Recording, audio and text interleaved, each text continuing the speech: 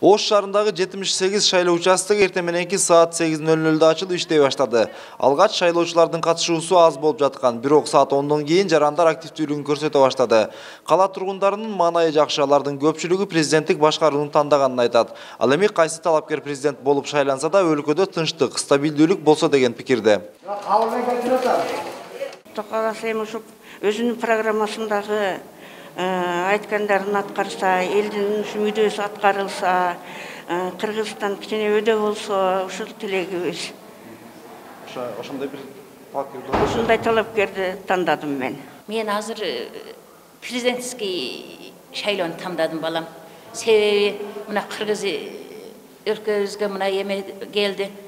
Ошо жакшы жашайлы, жакшы жүрөйлү, алыстагы балдарыбыз ошо келип өнүгүп өсүп, ушул жерде жакшы жаныбызда жүрүп, ушул жерде балдарыбыз пенсияларды баксын деп ошентип, ошону тандадым балам. Мен барын көрдүк да. Башаламанды көрдүк. Эми президентский болуп бир күчтүүрөөк бийлик болбосо болбой калды да. Эми ушул мен ойлойм, мамлекетти оңдойтку деп. Оңдойтку деп ойлойм да. Осы жылдан бери башаламан болуп эми оңдош керек да. Ошого үмүт бар. Мен ойлогон бала да. Эмнеден күтүп атасыз? Мен şu Kırgızstan'da президент чыгарып алышын ойлойм. Мен ишенем анан. Şu балага ишенем. Шайладым. Ооба. Жергиликтүү бийлик тарабынан ар бир шайлоо тилкесинде шарттар түзүлгөн. Ал эми COVID-19 илдетин алдын алуу жана жайылтпоо максатында санитардык талаптар да сакталышы керек. Бүгүнкү күндөгү шайлоо өзүңүздөргө белгилүү болгондой ушу пандемия маалында өтүп атат. Биз ушул санитардык нормаларды сактоо боюнча буга чейин дагы бардык тиешелүү мамлекеттик кызматкерлерге, медицина кызматкерлерине тапшырмаларды бергенбиз.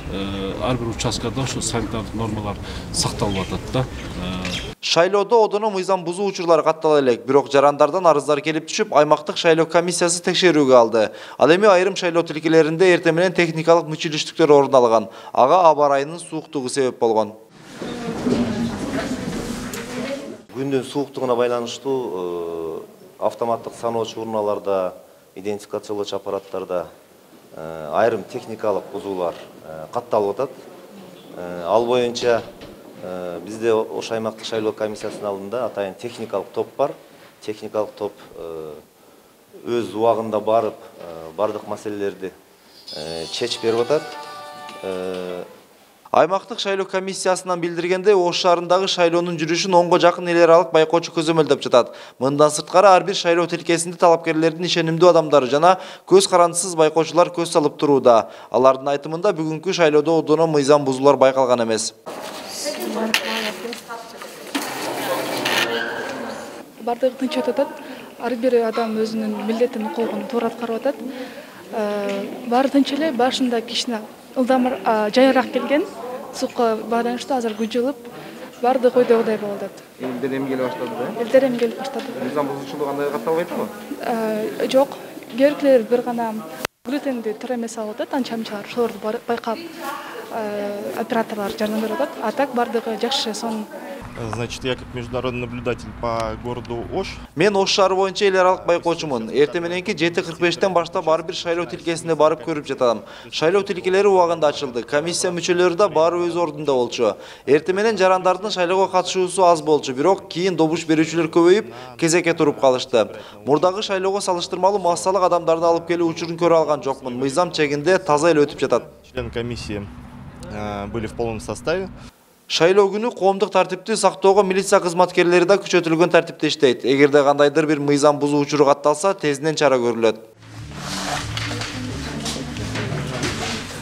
Эгерде ушул шайлоо өнөктүгүнүн жүрүшүндө үгүт насаат иштеринин же болбосо шайлоонун жүрүшүндө кандайдыр бир укук бузуулар байкала турган болсо, кылмыштын белгилери боло турган болсо, шаардын аймагында 14 мобилдүү ыкчам топ түзүлгөн.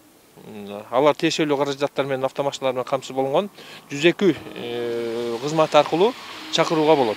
Тез арада ичинде келет. Шаардын бардык шайлоо участкаларында милиция кызматкерлери шайлоочулардын санына жараша 4төн кем эмес адам бөлүнгөн. Алар болсо ошол жердеги коомдук коопсуздукка көз салып турушат. Ар саат сайын тиешелүү ыкчам маалыматтарды шаардык ички иштер башкармалыгынын алдындагы штабка кабар берип турушат. Ош шаарында 151.115 шайлоочу катталган. Ал эми Ош облусунда 512 шайлоо тилкеси ачылып, 722.933 шайлоочу бар. Эрмек Муратбек уулу, Мунарбек Арзыбек уулу, Пирамида, Ош шаары.